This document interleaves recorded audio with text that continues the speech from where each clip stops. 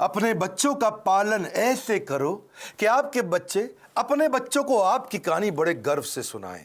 नमस्कार, मैं Vivek Bindra, founder and CEO बड़ा बिजनेस.com। आज बात करेंगे बच्चों को काबिल बनाने का सबसे बड़ा रहस्य। और वो क्या है सबसे बड़ा रहस्य?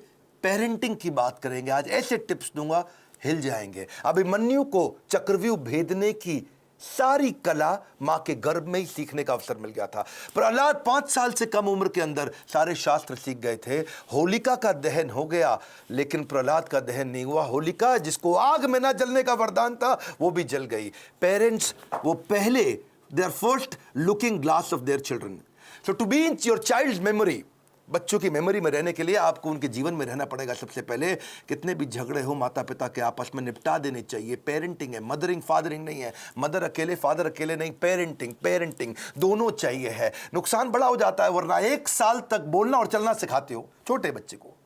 आप 1 साल तक उसको बोलना चलना सिखाते हो, बोलो बोलो बेटा बोलो, सीखता है।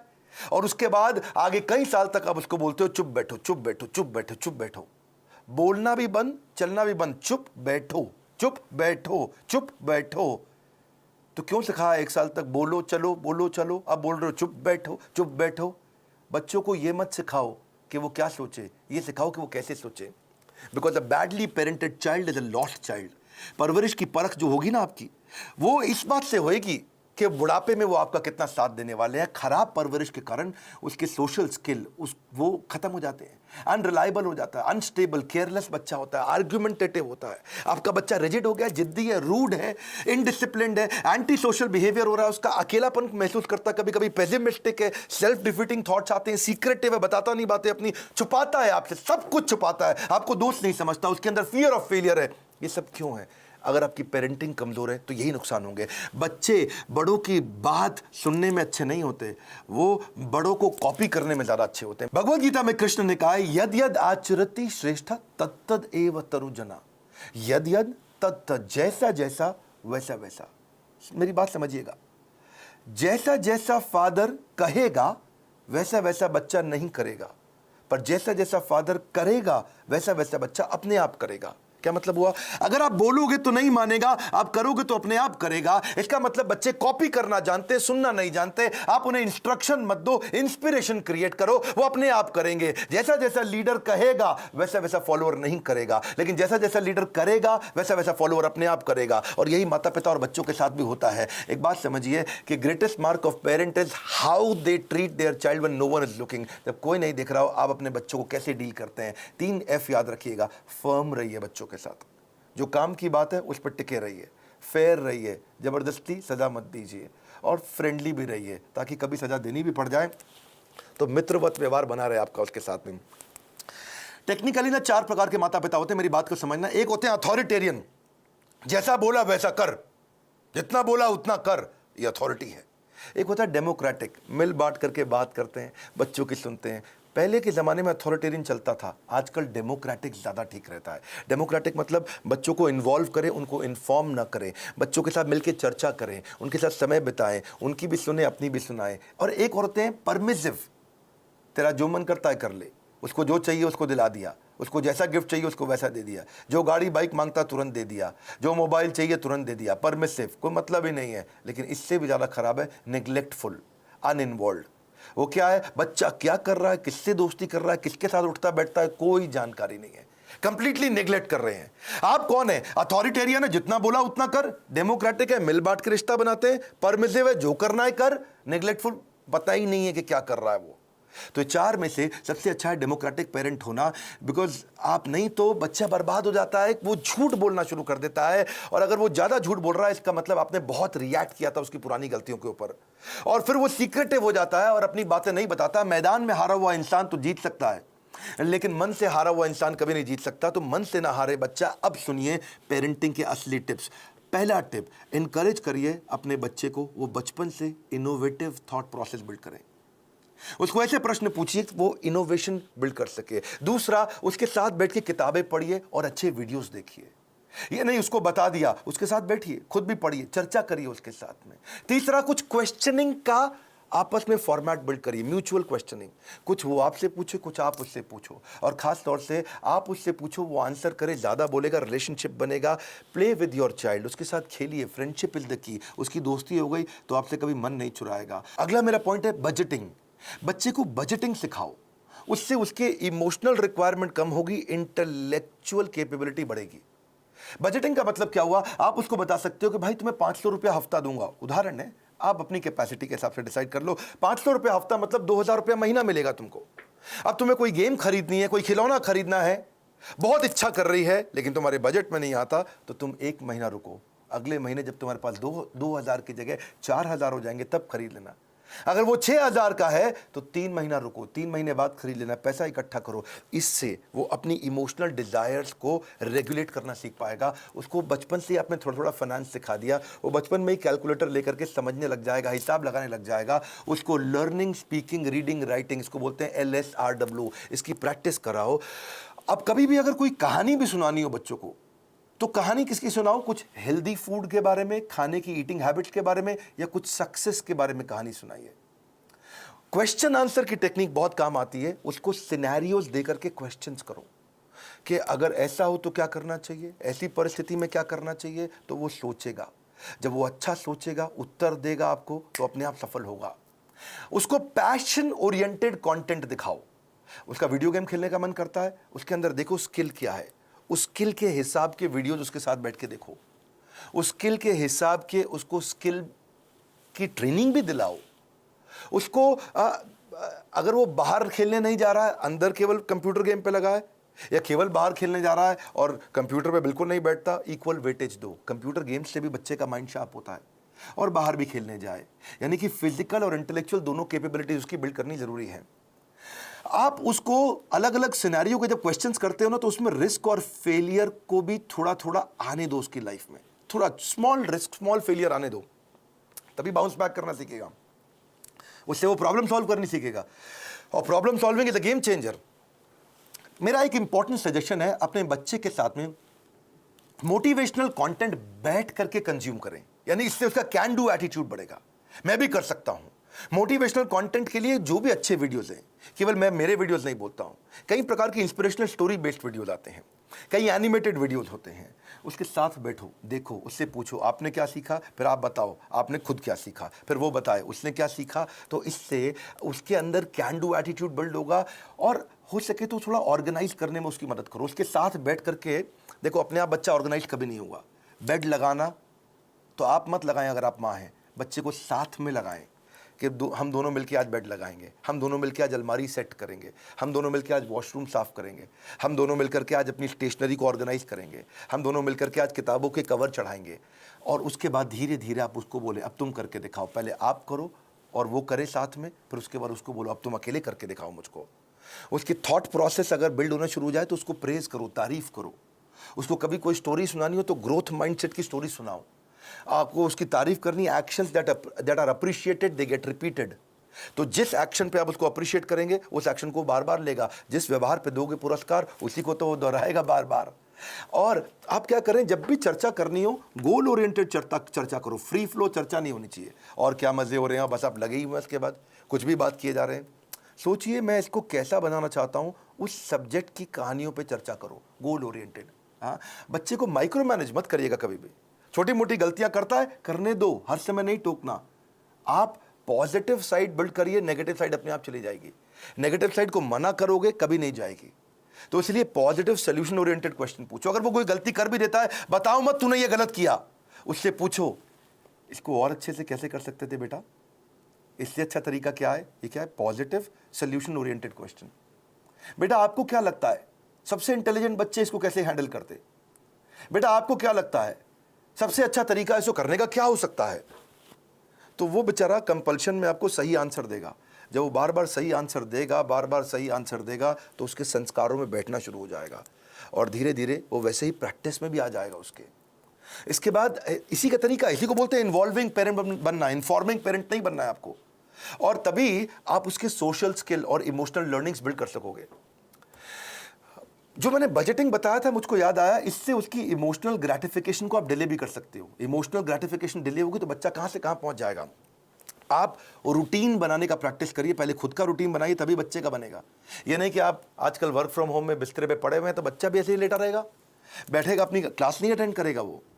तो और क्योंकि आप स्ट्रगल करते हो रूटीन फॉलो करने में और वो भी ये स्ट्रगल करने लग गया, तो पूरा परिवार आगे बढ़ेगा, इंप्रूव करेगा।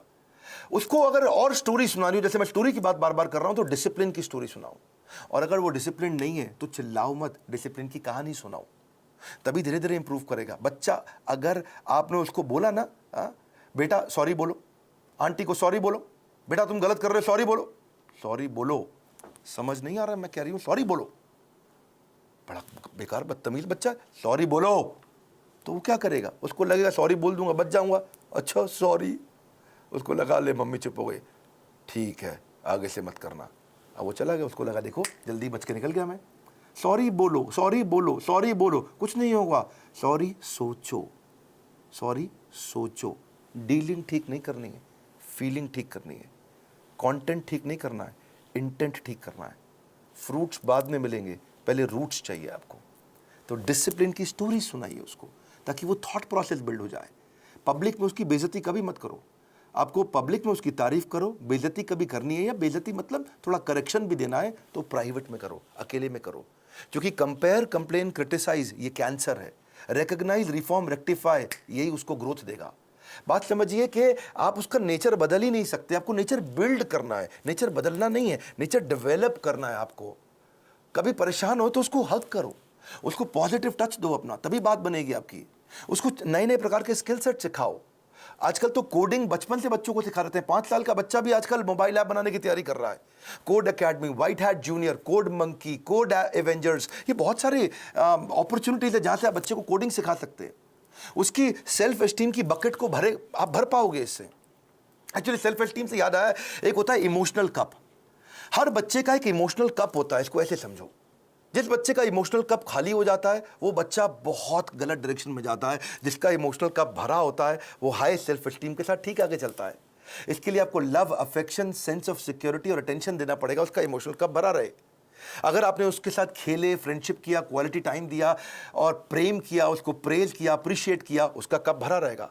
लेकिन अगर आप उसको पब्लिक में बेइज्जती किया, क्रिटिसाइज किया, एब्यूज किया, निगलेक्ट किया, उसका ह्यूमिलिएशन किया, उसको पनिशमेंट दिया बिना किसी रीजन के, वो अकेलापन महसूस करता है, फेलियर महसूस करता है, रिजेक्टेड महसूस करता है, उसका इमोशनल कप खाली हो जाएगा बिल्कुल। और फिर वो इमोशनल कप भरने के लिए कहीं बाहर जाएगा, किसी और के पास जाएगा, गलत दोस्तों के पास जाएगा, गलत जगह पे जाएगा, गलत वेबसाइट्स खोलेगा, वो लोगों से अपने इमोशनल कप को भरने के लिए खींचेगा तरीके, मिसबिहेव करेगा अटेंशन गेन करने के लिए, मैनिपुलेट करेगा, जेलसी हो जाएगी उसको दूसरों को देख के। आइसबर्ग देखा है आपने? आइसबर्ग को समझो आप, इससे समझ आएगी आपको बात। आइसबर्ग होता है वो बर्फ की चट्टान जो समुद्र के अंदर होती है, लेकिन 10% दिखती है, 90% पानी के नीचे होती है। आइसबर्ग में पानी के नीचे बहुत बर्फ है, वो दिखती नहीं है, दिखती 10% है, खाली ऊपर ऊपर। बच्चों की ज़िंदगी भी ऐसी आइसबर्ग के जैसी है। अगर उनका एंगर, उनका स्क्रीमिंग, वो चिल्ला रहा है, वो कोई बात छुपा रहा है, वो वायलेंट हो गया है, अग्रेसिव हो गया है, वो रो रहा है, ये खाली 10% ऊपर दिख रहा है, इसके नीचे 90% बहुत कुछ था। उसकी एंग्जाइटी, फ्रस्ट्रेशन, उसका डिस्ट्रेस, उसका ट्रस्ट ना कर पाना, उसका फेलियर, उसका ग्रीफ, उसका अनश्योर होना, उसका स्ट्रेस में होना, अटैक्ड महसूस करना, उसका हर्ट महसूस करना, उसका वरिड, अलोन, लोनलीनेस फील करना, ये सब समुद्र के नीचे था। और समुद्र के ऊपर क्या है? थोड़ी सी बर्फ दिख रही है। आप उस बर्फ को लेकर ट्रीटमेंट कर रहे हो, जो नीचे दिखती हुई बर्फ को लेकर कर रहे हो, जो नीचे छुपी हुई बर्फ है, उसको ठीक करना है। इसलिए करेक्शन नहीं, इंस्पिरेशन। बच्चे, पता है, अगर आपको उनको सफल बनाना है, उनकी सफलता का स्कोर बोर्ड बना दो, गेमिफाई कर दो। इसको क्या बोलते हैं? Gamification of value inculcation. अगर आप उनमें संस्कार डालना चाहते हो तो गेमिफाई कर दो इसको गेम देखो, बिकॉज अगर स्कोर बोर्ड बना दोगे ना तो वो जीतना चाहेंगे। देखा आपने, क्रिकेट का स्कोर बोर्ड होता है, बास्केटबॉल का स्कोर बोर्ड होता है। जैसे स्कोर बोर्ड चालू होता है बच्चे जल्दी खेलते हैं, एनर्जी से खेलते हैं। जब टेस्ट प्रैक्टिस मैच होता, क्रिकेट में भी पहली बॉल प्रैक्टिस बॉल फेंकते, सुना आपने? कौन खेलता है? उसने बल्ला घुमाता नहीं बच्चा, ठीक, क्या फर्क पड़ता है, आउट भी हो जाए तो भी कोई फर्क नहीं पड़ता। लेकिन जैसे ही स्कोर बोर्ड शुरू होता है बच्चे जान लगा के खेलते हैं, अबे जीतना है अपने को, एनर्जी आ जाती है उनकी। वैसे ही आप भी कुछ इसको वैल्यू, संस्कारों को बिल्ड करने के लिए गेम क्यों नहीं बना देते? कोई टोकन लेके आओ बाजार से, उस पर 1 रुपया, 2 रुपया, 5 रुपया, 10 रुपया लिखो टोकन पे, और उनके साथ डिस्कस करो। अगर ये बिहेवियर करोगे तो तुम्हारे इस बॉक्स के अंदर मैं 2 रुपए का टोकन डालूंगी, 5 रुपए का डालूंगी, 10 रुपए का डालूंगी या डालूंगा अगर आप पिता हैं तो। और अगर तुमने ये गलत बिहेवियर किया तो ये टोकन बाहर निकल जाएगा, तुम्हारा रोज का स्कोर बोर्ड बनेगा शाम को। अगर वो सुबह टाइम से उठा तो 2 रुपया मिला, अगर उसने ब्रश टाइम से किया तो 2 रुपया मिला। रुपया मतलब पॉइंट, आपने बोला, मैं पॉइंट कह रहा हूं, उसको रुपया दें या पॉइंट दें, लेकिन बाद में उसको रिडीम करने का तरीका बना दो, है जी। अगर टाइम से होमवर्क किया तो 5 नंबर मिल गए या रुपया मिल गया। अगर आप वो समय से सोने चला गया तो 2 रुपया मिल गया। अगर वो समय से खाना खाएगा तो 7 रुपया मिल गया। अगर टेंट्रम करेगा तो काट लो, सामान फेंक रहा है इधर उधर तो काट लो, उसमें से निकाल लो, चिल्ला रहा है, गाली दे रहा है तो 7 रुपया निकाल लो। अगर मिसबिहेव कर रहा है माता पिता के साथ तो 10 रुपया निकाल लो। ओबे नहीं कर रहा आपकी बात, 7 रुपया निकाल लो। किसी को गाली देता है, थूक देता है किसी के ऊपर तो 10 रुपया निकाल लो। तो आपने तरीका निकाला। इससे क्या होगा, शुरू शुरू में तो पॉइंट के चक्कर में वो अच्छे बिहेवियर्स को प्रैक्टिस कर जाएगा, पर आने वाले समय के अंदर वो उसकी आदत बन चुकी होगी, वो उसके बिहेवियर में, उसकी प्रैक्टिस में आ चुका होगा, और फिर उसकी लाइफ चेंज। इसको बोलते हैं गेमिफिकेशन। बच्चे को अकेला मत छोड़ो इतना। बच्चों के आंसू ना कड़वे होते हैं, उन्हें मीठा करना है आपको। उसकी जिज्ञासा गहरी होती है, उसको शांत करना है। उसका दुख बहुत तीव्र होता है, इससे उससे ले लो। उसका हृदय कोमल है, उसे कठोर मत बनाओ। Your children will become what you are, so be what you want them to be. बड़ी सिंपल सी बात है भैया। अगर आप दोनों का आपस में झगड़ा भी है पति पत्नी का, बच्चों के लिए सुलझा लो। आओ साथ में बैठो, बात करो, प्यार करो दूसरे को, ताकि बच्चे का जीवन सुरक्षित हो सके। ये फादरिंग नहीं है, मदरिंग नहीं है, ये पेरेंटिंग है। गलती किसी की भी हो, आप दोनों में से ईगो को साइड में रखो, बच्चे को और सिखाओ, आगे बढ़ाओ। हमने भी बच्चों के लिए बहुत प्रोग्राम्स बिल्ड किए हैं। मैंने बच्चों का एक प्रोग्राम एंटरप्रेन्योरशिप का लेकर के आए, जिसको हम बोलते हैं एवरीथिंग अबाउट एंटरप्रेन्योरशिप।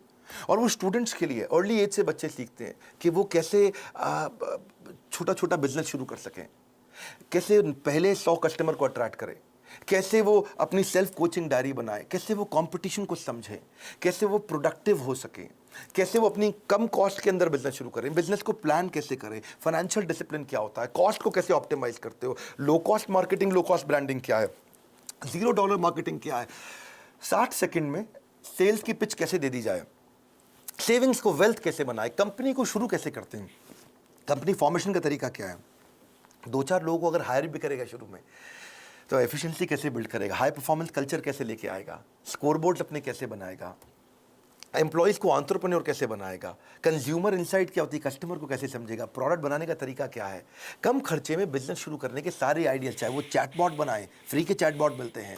तो ऐसी बहुत सारी चीज़ें हमने एवरीथिंग अबाउट एंटरप्रेन्योरशिप में सिखाई हैं। अगर आप चाहते हैं आपका बच्चा भी एंटरप्रेन्योरियल माइंडसेट को बिल्ड कर सके बचपन से ही, तो उनको इन कोर्सेज में ज्वाइन कराइए। इस समय बच्चों के लिए हमने 50% डिस्काउंट रखा हुआ है। और अगर ये पेरेंटिंग के टिप्स आपको काम आ रहे हैं, मैं रिक्वेस्ट करता हूं सोचो ये किस किस को काम आ सकते हैं। ईमानदारी के साथ थोड़ा 2 मिनट और लगा लीजिए। आपने इतना समय लगा लिया है तो आप सीरियस है कंटेंट को लेकर के, क्योंकि आपने इतना समय लगाया। अब सोचो कि किसको फायदा होगा, किसके बच्चे बिगड़ रहे हैं, किसके बच्चे खराब हो रहे हैं, कौन बच्चे से परेशान रहते हैं माता पिता, उनको ये वीडियो अलग अलग व्हाट्सएप ग्रुप में शेयर करो, अपना मैसेज भी लिखो, अपने नोट के साथ शेयर करो, लाइक करके उत्साह बढ़ाओ अगर ऐसे वीडियो पसंद आते हैं। और नीचे मुझे कॉमेंट बॉक्स में बताओ कि आपको कौन सा वाला वैल्यू, आपको कौन सा वाला आइडिया, आपको कौन सा वाला टिप सबसे ज्यादा पसंद आया। मैं कॉमेंट बॉक्स में पढ़ने के लिए आऊंगा। इस बार हमारे साथ जुड़े रहने के लिए, दुनिया का नंबर 1 एंटरप्रेन्योरशिप यूट्यूब चैनल बनाने के लिए और मेरे पर्सनल वीलॉग वाले चैनल पे भी आने के लिए मैंने एक नया चैनल बनाया जहां अपने मोबाइल से वीडियो डालता हूं। आप सबका हृदय की गहराइयों से प्रेम पूर्वक बहुत बहुत धन्यवाद।